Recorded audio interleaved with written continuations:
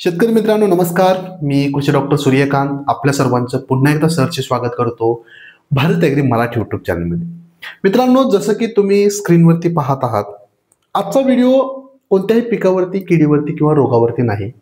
आजच्या व्हिडिओमध्ये आपण आपल्या शेतातील मातीबद्दल समजून घेणार आहोत. जे काही शेतकरी असतील, कोणत्याही पिकाची शेती करत असतील, तर त्यांना माझी कळकळीची विनंती आहे, थोडासा वेळ काढा आणि व्हिडिओ पूर्ण पहा. कारण तुम्ही कुठल्याही महाराष्ट्रातील जिल्ह्यामध्ये शेती करत असाल, कुठलंही पीक घेत असाल, मित्रांनो, ते पीक जर तुम्हाला कमी खर्चासह चांगल्या क्वालिटीचं घ्यायचं असेल, पर्यावरण चांगलं ठेवायचं असेल, आपल्या मातीचं आरोग्य चांगलं ठेवायचं असेल आणि तुमची जमीन जर तुमच्या पुढच्या येणाऱ्या 4-5 पिढीला तुम्हाला जर आहे तशीच द्यायची असेल, तर मित्रांनो, मातीला समजून घेणं खूप गरजेचं आहे. बऱ्याच शेतकऱ्यांना मातीबद्दल अजून तितकीशी कल्पना नाही किंवा काही काही शेतकरी असतील जे मातीचा अभ्यास करून शेती करत आहेत, परंतु तो आकडा खूपच कमी आहे. सुरुवातीला मातीला समजून घ्या. माती ही जवळपास 60 ते 70% महत्वाचा घटक आहे तुमच्या त्या शेतामध्ये चांगलं पीक घेण्यासाठी. मग उरलेल्या बाकीच्या गोष्टी आहेत, वरून हवामान असेल किंवा वरून टाकणारे आपण खतं असाल, मग व्हरायटी असेल किंवा बाकीच्या सर्व गोष्टी. 60 ते 70% जो वाटा आहे आपल्या मातीमध्ये चांगलं पीक घेण्यामध्ये, तो वाटा केवळ मातीचा आहे. खूप महत्वाचा विषय आहे, मुद्देसूद मी तुम्हाला सांगणार आहे आणि माझी गॅरंटी आहे असा व्हिडिओ तुम्ही कधीच अगोदर पाहिला नसेल. चला तर वेळ न घालवता सुरू करूया. तर आजच्या व्हिडिओमध्ये आपण काय पाहणार आहोत? पहिली गोष्ट म्हणजे माती कशाला म्हणायचं, शेतातली माती आणि रस्त्याच्या कडेला असलेला फुफुटा ह्याच्यामध्ये फरक काय आहे ते आपण सुरुवातीला तपासून पाहणार आहोत. वेगवेगळ्या मातीच्या प्रकारानुसार त्या जमिनीमध्ये, त्या मातीमध्ये कोणकोणते घटक असतात आणि आपल्याला आवश्यक कोणते घटक आहे, आपल्याला कोणते घटक व्यवस्थित ठेवणं गरजेचं आहे ते पाहणार आहोत. जमिनीचे, मातीचे वेगवेगळे गुणधर्म म्हणजे भौतिक असतील, रासायनिक असतील किंवा जैविक गुणधर्म असतील, हे सर्व गुणधर्म आपण त्या ठिकाणी पाहणार आहोत. आणि हा सगळा आटापिटा कशासाठी, तर बऱ्याच शेतकऱ्यांची जमीन आता नापीक होत चाललेली आहे. शारपट जमिनी होत आहेत, चोपण जमिनी होत आहेत. तर याच्या मागची कारणं नेमकी कोणकोणती आहेत आणि त्याच्यासाठी आपल्याला कोणते ठोस उपाय करायचे आहेत, हा माझा आजच्या व्हिडिओचा उद्देश आहे. त्यामुळं व्हिडिओ पूर्ण पहा. व्हिडिओच्या शेवटी आपण हे ठोस उपाय देखील पाहणार आहोत. चला तर वेळ न घालवता पुढे जाऊया. मित्रांनो, जिवंत माती कशाला म्हणायचं किंवा फुफुटा आणि माती याच्यामधील फरक आहे, शेतातील माती आणि रस्त्याच्या कडेची माती ह्याच्यामध्ये फरक काय आहे. मातीची जर डेफिनेशन आपण पाहिली तर इंग्लिशमध्ये शास्त्रज्ञांनी डेफिनेशन करून ठेवलेली आहे की it is a natural dynamic body in which life takes place. म्हणजे अशी काही नैसर्गिक संपत्ती किंवा घटक आहे ज्याच्यामध्ये वेगवेगळे जीवाणू उपलब्ध असतात आणि ज्याच्यामध्ये तुम्ही एखादं पीक घेऊ शकता. याला आपण माती म्हणतो. तुम्ही रस्त्याच्या कडेच्या फुफुट्याला पाणी देऊन बघा, त्या ठिकाणी काही उगवून येणार नाही. परंतु जर तुम्ही तुमच्या शेतामध्ये एखादं बी जरी टाकलं, त्याला थोडंसं जरी पाणी मिळालं, तरी त्या ठिकाणी त्याचं रोप तयार होतं. किंवा रस्त्याच्या कडेच्या मातीमध्ये कोणतेही जीवाणू नसतात, परंतु तुमच्या शेतातल्या जमिनीमध्ये जीवाणू असतात, तर त्याला आपण म्हणतो माती किंवा शेतातील माती, रस्त्याच्या कडेचा फुफुटा. तुम्हाला फरक कळाला असेल. मित्रांनो, तुमच्या जी शेतामध्ये माती आहे त्याच्यामध्ये कोणते घटक आणि किती मात्रेमध्ये असणं गरजेचं आहे तुम्हाला जर चांगलं उत्पादन घ्यायचं असेल. तुमच्या जमिनीमध्ये खनिजाचं जे प्रमाण आहे ते 45% असणं आवश्यक आहे. खनिज म्हणजे काय? लोह असेल, क्रोलिन, नत्रस, पुरत, पालाश, जिप्सम असेल किंवा मीठ, चुना इत्यादी जेवढे काही मिनरल्स आहेत त्याचं प्रमाण 45% असणं आवश्यक आहे. सेंद्रिय पदार्थ ज्याला आपण ऑर्गॅनिक मॅटर ज्याला म्हणतो ते आपल्या जमिनीमध्ये 5 असणं आवश्यक आहे. तुमच्या जमिनीमध्ये पाणी 25% असणं आवश्यक आहे आणि हवा 25% असणं आवश्यक आहे. मित्रांनो, हे जर चारही घटक व्यवस्थित असतील तर याला आपण म्हणतो की ती जमीन उपजाऊ आहे. म्हणजे अशा जमिनीमध्ये खूप चांगल्या प्रकारे पीक येतं. एखादा जरी घटक वर खाली असतात, समजा जमीन चोपण झाली, म्हणजे काय होतं की 2 मातीच्या कणामध्ये हवेचं प्रमाण खूप कमी आहे, पोकळी कमी आहे, म्हणजे हे याचं प्रमाण कमी आहे, अशा जमिनी चोपर होतात. समजा पाण्याचं प्रमाण खूप जास्त आहे, 30-40% पाणी आहे, अशा जमिनीमध्ये देखील पीक येणार नाही. सेंद्रिय ऑर्गॅनिक मॅटरचं प्रमाण कमी झालं, अशा जमिनीत देखील तुमचं पीक येणार नाही. समजा हे देखील प्रमाण कमी झालं तरी पीक येणार नाही. ह्या चारही गोष्टी ज्या जमिनीमध्ये अशा प्रकारे योग्य प्रमाणात आहेत, त्या जमिनीमध्ये मित्रांनो काहीही टाका, 100% त्या ठिकाणी चांगली उगवण होणार आहे. पुढे जाऊया. जमिनीचे गुणधर्म. प्रत्येक जमिनीचे काही गुणधर्म आहेत. मग ते थोडेसे भौतिक गुणधर्म असतील, रासायनिक गुणधर्म असतील किंवा जैविक गुणधर्म असतील. आता ह्याचा काय आपल्याला अभ्यास करायचा नाही किंवा पेपर कुठला द्यायचा नाही, परंतु समजून घ्या. भौतिक गुणधर्म ज्याला काय म्हणतो की माती भुसभुशीत असणं आवश्यक आहे. मातीमध्ये चांगल्या प्रकारे दोन मातीच्या कणांमध्ये पोकळी असणं आवश्यक आहे. हवा खेळती राहणं आवश्यक आहे. कारण अशाच जमिनीमध्ये तुम्हाला चांगल्या प्रकारे त्या ठिकाणी मुळांची वाढ झालेली दिसून येते किंवा न्यूट्रिएंटचं अपटेक झालेलं दिसून येतं. रासायनिक गुणधर्म आपण कशाला म्हणतो? ज्या जमिनीचा pH, organic carbon, calcium carbonate किंवा इलेक्ट्रिक कंडक्टिव्हिटी, ह्या सर्व गोष्टी ज्या जमिनीमध्ये मेंटेन असतात त्या जमिनीमध्ये खूप चांगलं पीक येतं. तुम्ही जर माती परीक्षणाचा तुमच्या जमिनीचं माती परीक्षण केलं तर तुम्हाला त्या ठिकाणी समजून जाईल की आपल्या मातीमध्ये कोणते घटक आहेत किंवा योग्य प्रमाणात ते असणं आवश्यक आहे. आणि जैविक मित्रांनो, सगळ्यात जास्त मातीमध्ये आता जर कशाची वाट लागली असेल ती म्हणजे जीवाणूंची. ऑर्गॅनिक मॅटर आणि ऑर्गॅनिक लाईफ, ज्याला आपण वेगवेगळे मायक्रो ऑर्गॅनिझम म्हणतो, ते जमिनीमध्ये असणं खूप गरजेचं आहे. आपण भरमसाठ रासायनिक खतं टाकत आहोत. आपण वेगवेगळ्या कीटकनाशकाच्या त्या ठिकाणी आळवणं करत आहोत.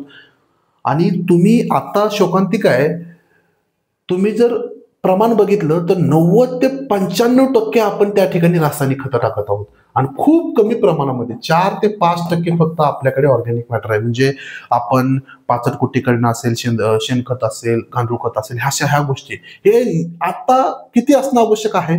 60-40चं प्रमाण असणं आवश्यक आहे. म्हणजे तुम्हाला 60% न चुकता रासायनिक द्यायचंय, कारण आपल्याला पर्याय नाहीये. आणि 40% न चुकता आपल्याला त्या ठिकाणी सेंद्रिय पदार्थ द्यायचे आहेत. मग गांडूळ खत असेल, कोंबड खत असेल, कारखान्याची मळे असेल, पाचट कुजवणे असेल, प्रेसमेड असेल, काही असेल, तुम्हाला 40% रेशो तुम्हाला सेंद्रिय पदार्थांचा द्यायचा आहे, जर तुम्हाला जमिनीचा समतोल टिकवायचा असेल तर. मातीचे हे तिन्ही गुणधर्म तुम्हाला समजून घेणं गरजेचं आहे आणि माती परीक्षणाचा रिपोर्ट मधून समजून घेणं गरजेचं आहे की आपल्या जमिनीची अवस्था आता काय आहे. महाराष्ट्राचा जर विचार केला मित्रांनो, तर तुम्ही जर या बाजूला इकडे जर बघितलं, हा जो गडचिरोलीचा भाग आहे, या ठिकाणी तुम्हाला जांभी मृदा या ठिकाणी आढळून येते. ज्या ठिकाणी हा मधला जो पूर्ण भाग आहे, इथं आपल्याला जाडी भरडी किंवा काळी जमीन आपल्याला या ठिकाणी आढळून येते, ज्या ठिकाणी तापमान जास्त आहे. इथं तुम्हाला म्हणजे हे मुंबईचा असेल, कोकणाचा थोडा जो किनारपट्टीचा भाग आहे, त्या ठिकाणी आपल्याला गाळाची मृदा, आपण ज्याला म्हणतो गाळाची जमीन म्हणतो, ती आठवण येते. आणि जो काही बाकीचा उर्वरित डोंगराचा भाग आहे, म्हणजे हा सह्याद्रीचा जो बेल्ट आहे पूर्ण, या ठिकाणी जर तुम्ही बघितलं तर तुम्हाला पिवळसर किंवा तपकिरी पाण्याचा निचरा उत्तम असणारी जमीन त्या ठिकाणी आढळून येईल. तर अशा प्रकारे आपल्या महाराष्ट्राचं एकंदरीत जमिनीचं वर्गीकरण आहे. खूप चांगली जमीन आहे महाराष्ट्राची. तसं जर पाहिलं तर विविध प्रकारची पिकं, तुम्हाला जिल्ह्यानुसार वेगवेगळी पिकं आपल्याला पाहता येतं. बाहेरच्या देशामध्ये असं नाहीये. विशिष्ट कालावधीमध्ये एका वर्षामध्ये एकच ऋतू त्या ठिकाणी पाहायला मिळतो. आपल्याकडे 3 वेगवेगळे ऋतू आहेत. आपल्याकडे विविध प्रकारची जमीन आहे, विविध प्रकारची पिकं आहेत, परंतु तो वारसा आपल्याला टिकवून ठेवणं गरजेचं आहे. तुम्ही जर अशाच प्रकारे रासायनिक खतांचा भडीमार करत राहिला, तुम्ही जर अशाच प्रकारे जमिनीला रेस्ट न देता पिकावर पीक घेत राहिला, तर मित्रांनो एक काळी आपली जमीन घोषित करावी लागेल बोर्ड लावून की ही जमीन नापीक आहे, या ठिकाणी कोणतंही पीक घेता येणार नाही. अशी कंडिशन येऊ शकते. झपाट्याने काळ बदलतोय, ही देखील गोष्ट काही तुम्हाला वाजवी ठरणार नाही जर आपण काळजी घेतली नाही जमिनीची. तर विविध जमिनीचे प्रकार मी या ठिकाणी दिलेले आहेत. काळी जमीन असेल तर तिचे वेगवेगळे गुणधर्म काय आहेत, काळी जमीन कशा प्रकारे दिसते, आपल्याकडे कशा प्रकारची जमीन आहे आणि आपल्या जमिनीचा आपण कशा प्रकारे अभ्यास करणं गरजेचं आहे ते तुम्हाला कळणं गरजेचं आहे. जांभी जमीन, जसं की मी तुम्हाला सांगितलं होतं की रत्नागिरी असेल, सिंधुदुर्ग असेल, रायगड असेल, कोल्हापूर, सह्याद्रीच्या घाटमाथ्यावरती चंद्रपूर, गडचिरोली, अशा प्रकारची तुम्हाला जांभ्या कलरची जमीन त्या ठिकाणी दिसू शकते. ज्या ठिकाणी समुद्र पट्टा आहे किंवा गाळाच्या जमिनी आहेत, त्या ठिकाणी तुम्हाला थोड्याशा खारवट जमिनी अशा पाहायला मिळतील. बरेच लोक आपल्याला कोकणामधून देखील जोडलेले आहेत. घाटमाथ्यावरती ज्या जमिनी आहेत त्या ठिकाणी तुम्हाला अशा प्रकारची तांबूस आकाराची जमीन पाहायला मिळते. मित्रांनो, वेगवेगळ्या प्रकारची जमिनी आहेत. आपल्याकडे कोणती जमीन आहे त्याच्यानुसार तुम्ही अभ्यास करा आणि त्याच्यानुसार कोणती पिकं येतील किंवा कोणती पिकं घ्यायला पाहिजे किंवा ती जमीन नापीक होऊ नये म्हणून आपण काय करायला पाहिजे एवढंच लक्षात घ्या. मी तुम्हाला डिटेलमध्ये सांगत बसणार नाही. सगळ्यात महत्वाचा आजच्या व्हिडिओचा मुद्दा आहे तो म्हणजे आपल्या जमिनीची उत्पादन क्षमता होण्यामागची नेमकी कारणं कोणकोणती आहेत. आपल्याला हा व्हिडिओ बनवायची का गरज पडली? 10-15 वर्षापूर्वी तुम्ही जर गेलात आणि पाहिलं तर शेतामध्ये आपण शेणखत सोडता काहीच टाकत नव्हतो. महाराष्ट्रातील लोकांना 20-25 वर्षापूर्वी रासायनिक खतं माहितच नव्हते. Urea, single super phosphate, potash, complex fertiliser, water soluble fertiliser ह्या गोष्टीच माहित नव्हत्या. कारण जमिनीमध्ये ऑलरेडी वेगवेगळ्या सेंद्रिय घटकांचं प्रमाण चांगलं होतं, ऑर्गॅनिक कार्बन चांगला होता, जीवाणूंची संख्या चांगली होती. कारण आपण गरजेपुरतं पिकवत होतो. आपण काही भरमसाठ हायब्रिड व्हरायटी लावत नव्हतो. 40 टनाचं उत्पादन आपण 100 टन कसं मिळेल याच्यासाठी आपण वराचट करत नव्हतो. आपण नैसर्गिकरित्या पिकवून आपली गरज कशी भागेल आणि त्यातून थोडेसे पैसे कसे मिळतील हेच आपण एवढं पाहत होतो. परंतु आता 5% आपला एक हेतू असतो की घरात खायला पुरतं राहिलं पाहिजे. 95% आपण मार्केटसाठी करतो आणि त्याच्या चढाओढीमध्ये आपण वेगवेगळे हायब्रिड व्हरायटी असतील, वेगवेगळे झटपट रिझल्ट येणारे स्प्रे असतील किंवा वेगवेगळ्या रासायनिक खतांच्या मात्रा असतील ह्याचा भडीमार करत राहतो. हे कुठपर्यंत शक्य होतं? 10-15 वर्षापर्यंत शक्य होतं कारण जमिनीचा समतोल टिकला होता. आता हिथून पुढे ते शक्य राहणार नाही कारण जमीन जवळपास आपल्या बिघडाच्या वाटेवरती चाललेली आहे, म्हणजे नापीक होण्याच्या वाटेवरती आहोत. आता एकही शेतकरी मला महाराष्ट्रातील दाखवा की तो या वाटेवरती नाहीये. जो शेतकरी भरमसाठ रासायनिक खतांच्या मात्रा टाकतोय, जो शेतकरी वेगवेगळ्या पद्धतीनं जमिनीला रेस्ट न देता वेगवेगळी पिकं घेतोय, तो शेतकरी 100% या रेसमध्ये आहे. आणि नाही पुढच्या 4 ते 5 वर्षामध्ये तुम्हाला हा व्हिडिओ जर पुन्हा तुम्ही पाहिला तर तुम्ही म्हणाल की हो तुमचं बरोबर होतं, जमिनी नापीक झालेल्या आहेत. काय कारण आहेत जमिनी नापीक होण्यामागची? जमिनीचा सामू. ज्या वेळेस तुमच्या जमिनीचा पीएच 6.5 ते 7.5च्या दरम्यान टिकत नाही, म्हणजे जर जमिनीचा पीएच 6.5 पेक्षा कमी होत असेल किंवा 7.5 पेक्षा जर जास्त होत असेल अशा जमिनीमध्ये 60 ते 70% टाकलेल्या खताचं आपटेकच होत नाही. बघा, जमिनीचा पीएच 7.5 पेक्षा जास्त असेल किंवा 6.5 पेक्षा कमी असेल तर अशा जमिनीमध्ये टाकलेल्या 70 ते 80% खताचं आपटेकच होत नाही, म्हणजे ते काय होतं? वाया जातं. जर जमिनीचा पाण्याचा पीएच 6.5 ते 7.5च्या दरम्यान मेंटेन असेल तरच तुम्ही टाकलेली खतं त्या पिकाला लागू होतात. म्हणून जर तुमची पीएच जास्त असेल तर 100% त्या ठिकाणी जमिनी नापीक होणार. आणि पीएच जास्त होण्यामागचं एकमेव कारण आहे रासायनिक खतांच्या जास्त मात्रा देणे, सेंद्रिय घटकांचे प्रमाण कमी असणे. त्याच्यानंतर जमीन नापीक होण्यामागचं पुढचं कारण म्हणजे सेंद्रिय कर्ब, ऑर्गॅनिक कार्बन आपण ज्याला म्हणतो, सेंद्रिय कर्ब. मित्रांनो, निसर्गतः ऑर्गॅनिक कार्बन हा 5 असायला हवा. आता वेगवेगळ्या पुस्तकामध्ये 1 असणं आवश्यक आहे असं लिहिलं जातं आणि ऍक्च्युअल जर आपण पाहिलं तर तो आहे 0.2 ते 0.3. खूप लाजिरवाणी गोष्ट आहे. ऑर्गॅनिक सेंद्रिय कर्ब जेवढा तेवढ्याच तुमच्या जमिनीमध्ये जीवाणूंची संख्या असते. सेंद्रिय कर्ब म्हणजे सोप्यात सोपं तुमच्या शेतीतील जीवाणूंचं हे खाद्य आहे. जेवढा सेंद्रिय कर्ब तेवढेच तुमच्या जमिनीमध्ये जीवाणू. समजा हा आकडा ज्या दिवशी 0 होईल त्या जमिनीमध्ये काहीही टाका, कितीही मागणं खत टाका, पिकाला लागू होणार नाही. आणि हा आकडा पुढच्या 4 ते 5 वर्षामध्ये येऊ शकतो. पुढे जाऊया. जलधारण क्षमता. मी सुरुवातीला म्हणलं होतं की जमिनीमध्ये 25% पाणी आणि 25% हवा असणं आवश्यक आहे. ज्यावेळेस जमिनीमधले 2 मातीच्या कणांमधलं अंतर कमी होतं, हवेची पोकळी कमी होते, अशा जमीन चोपून होतात. म्हणजे त्या जमिनीमध्ये पाणी धरून ठेवण्याची क्षमता पूर्ण कमी होते. जे काही पाणी द्याल ते जमिनीमध्ये मुरतच नाही, ते जमिनीच्या वरच्या थरामध्ये नुसतं तरंगायला लागतं. बऱ्याच जमिनी अशा पाहिल्या असतील तुम्ही, ज्याला आपण चोपण जमिनी म्हणतो. पाणी धरून ठेवण्याची क्षमता काहीच नसते. आणि ह्याच्या विरुद्ध आणखीन एक कंडिशन आहे की अशा जमिनी असतात की ज्या ठिकाणी पाण्याचा निचराच होत नाही. बरोबर, म्हणजे वॉटर ड्रेनेज कॅपॅसिटी जी आहे ती खूप कमी असते. जमीन पाणी धरून ठेवणारी देखील असली पाहिजे, परंतु योग्य वेळी पाण्याचा पटकन निचरा होणारी देखील असली पाहिजे. अशा जमीन जर असतील तर तुम्हाला चांगली पिके येतील. आणि ह्याच्या मागचं देखील एकमेव तेच कारण आहे रासायनिक खतांचा भडीमार. योग्य शिफारसीत अन्नद्रव्याच्या मात्रा न देणे. विद्यापीठ खूप मोठा खर्च करत आहे. प्रत्येक पिकानुसार किती मात्रा लागतात, परंतु आपण त्याच्याकडे दुर्लक्ष करतो आणि 15-15 युरिया, DAP, 10 पोती, 15 पोती आपल्या समाधानापोटी आपण टाकत राहतो. ट्रॅक्टरच्या ट्रॅक्टर लोक खतं शेतामध्ये टाकतात आणि म्हणतात की मी एवढ्या पोती खतं टाकलं. तसं होत नाही. तुम्ही सिंपल एक गोष्ट करा, युरिया घ्या, युरियावरती एक गांडूळ ठेवून बघा. 4 दाणे जरी एका गांडुळावरती तुम्ही युरिया टाकला तरी गांडूळ त्या ठिकाणी मरून जातो.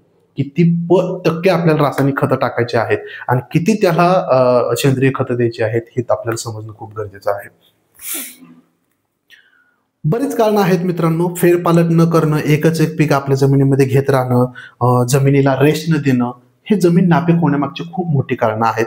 पाणी आहे म्हणून उगाच भरमसाठ पाणी देणं. तुम्ही सांगली, सातारा, कोल्हापूरच्या भागामध्ये जावा, ज्या ठिकाणी कृष्णा नदी आहे, पंचगंगा आहे, भरमसाठ पाणी दिलं जातं. या रानामधून त्या रानामध्ये पाणी जातं. असं तुम्ही करत असाल तर मित्रांनो 100% तुम्ही हाय म्हणून पाणी जास्त देऊन चांगलं पीक येत नाही. तुमच्या जमिनीची 100% त्या ठिकाणी वाढ लागणार आहे.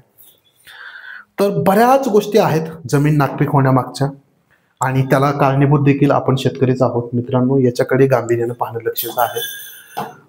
करायचंय काय? योग्य प्रकारची मशागत करा, चांगल्या प्रकारचे खोल नांगरट करा, उन्हामध्ये चांगलं रान तापू द्या आणि सगळ्यात महत्वाचे खुणगाट बांधून ठेवा. जमिनीला रेस्ट द्यायला शिका. मित्रांनो, जमिनीला प्रत्येक वेळेस आपल्याला नांगराला झुपायचं नाहीये. 12 महिन्यापैकी कमीत कमी 2.5 ते 3 महिने उन्हाळ्यामध्ये आपल्या जमिनीला रेस्ट देणं गरजेचं आहे. या काळामध्ये आपल्या जमिनीमध्ये तण येणं गरजेचं आहे. ते जमिनीमध्ये तण गाडणं गरजेचं आहे. तुम्ही तणच 12 महिने नाही येऊ दिलं तर तुमच्या जमिनीमध्ये पीक येणार नाही.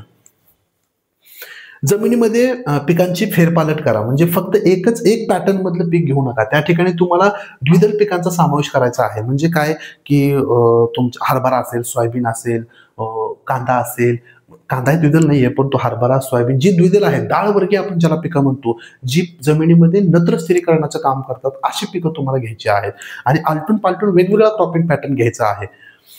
त्यानं काय होणार आहे की जमिनीमध्ये समजा तुम्ही कांदा घेतला आणि कांदा खालचा जो गड्डा असतो तो जमिनीमध्ये एक पोकळी निर्माण करतो, जमिनीला थोडंसं फाडण्याचं काम करतो. वेगवेगळी पिकं तुम्हाला तुमच्या जमिनीला वेगवेगळं प्रकारचं घटक देण्याचं काम करतात. रासायनिक खतांबरोबर तुम्हाला गांडूळ खत असेल, शेणखत असेल, लेंडी खत असेल, कोंबड खत असेल, सेटी कंपोस्ट असेल, कारखान्याची मळी असेल, शक्य तितक्या पद्धतीने तुमच्या जमिनीला सेंद्रिय खतं द्या. हिरवळीच्या खतांचा वापर करा. मित्रांनो, आताच्या घडीला सर्वात स्वस्त आणि सर्वात जबरदस्त सेंद्रिय खतांना पर्याय म्हणलं तर हिरवळीची खतं. ताग त्यांच्या फुलोऱ्यापर्यंत येईपर्यंत तुमच्या प्लॉटमध्ये वाढवा आणि तसाच जमिनीमध्ये गाडा. जबरदस्त तुम्हाला रिझल्ट येतात.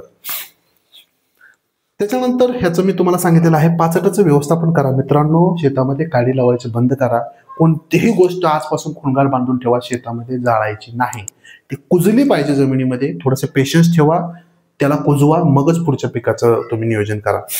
जीवाणूची खतं NPK, नायट्रोजन फिक्सिंग बॅक्टेरिया असेल, फॉस्फरस सोल्युबलायझिंग बॅक्टेरिया असतील, पोटॅश मोबिलायझिंग बॅक्टेरिया असतील, या बॅक्टेरिया शेतामध्ये टाकायला चालू करा. वेगवेगळ्या सरकारी कृषी कार्यालयामध्ये तुम्हाला मिळतात किंवा वेगवेगळ्या नामांकित कंपनीचे सुद्धा आता NPK बॅक्टेरिया आलेले आहेत, ते वापरा. फक्त नत्रच पूरक पालाश म्हणजे शेती नव्हे, सेकंडरी म्हणजे कॅल्शियम, मॅग्नेशियम, सल्फर असेल, बोरॉन असेल, मोलिब्डेनम असेल, फेरस असेल, झिंक असेल, ही सूक्ष्म अन्नद्रव्ये देखील तितकीच आपल्या पिकाला गरजेची असतात. शेतामध्ये सूक्ष्म अन्नद्रव्ये देण्याची सवय पाडून ठेवा. फक्त युरिया टाकला, DAP टाकला, पोटॅश टाकला असं करू नका. एवढं जरी केलं मित्रांनो तरी तुम्हाला खूप चांगले रिझल्ट मिळतात. ज्या ठिकाणी शारपट जमिनी आहेत, चोपण जमिनी आहेत, न चुकता अशा जमिनीमध्ये तुम्हाला जिप्समची मात्रा टाकायची आहे. 600 ते 700 किलो जिप्सम दरवर्षी, वर्षातून एकदा, सलग 3 वर्ष तुम्हाला टाकायचं आहे. तुम्हाला त्या ठिकाणी खूप चांगले रिझल्ट मिळतील.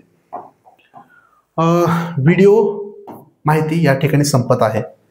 मित्रांनो, खरंच मी एक लेख वाचत होतो. ते वाचता वाचता मला खूप अशी म्हणजे धक्कादायक माहिती मिळाली. महाराष्ट्र खरंच जमीन नापीक होण्याच्या मार्गावरती आहे. थोडंसं सर्व शेतकऱ्यांनी गांभीर्याने विचार करा. गावामध्ये सामूहिक पद्धतीने याला बैठक घेऊन थोडंसं चर्चासत्र आयोजित करा. लोकांना जागृत करा. कारण आपल्याकडे भविष्यामध्ये सरकारी नोकरी आणि खाजगी नोकरी सोडता शेती हा सगळ्यात बेस्ट ऑप्शन असणार आहे. आणि तुम्ही जर असलेली 10-15 एकर, 5 एकर, 2 एकर शेती अशा पद्धतीने नापीक केली तर हे सोडता तुमच्याकडे दुसरं ऑप्शन नसणार आहे. त्यामुळं शेती, माती, निसर्ग, पर्यावरण, आरोग्य याच्यावरती लक्ष द्या. आणि तुम्हाला कशाही पद्धतीची मदत लागली माझ्याकडून तुमच्या शेतीला सुधारण्यासाठी तर बिनधास्त मला कमेंट्स बॉक्समध्ये लिहा किंवा डायरेक्ट मला तुम्ही संपर्क करू शकता. धन्यवाद.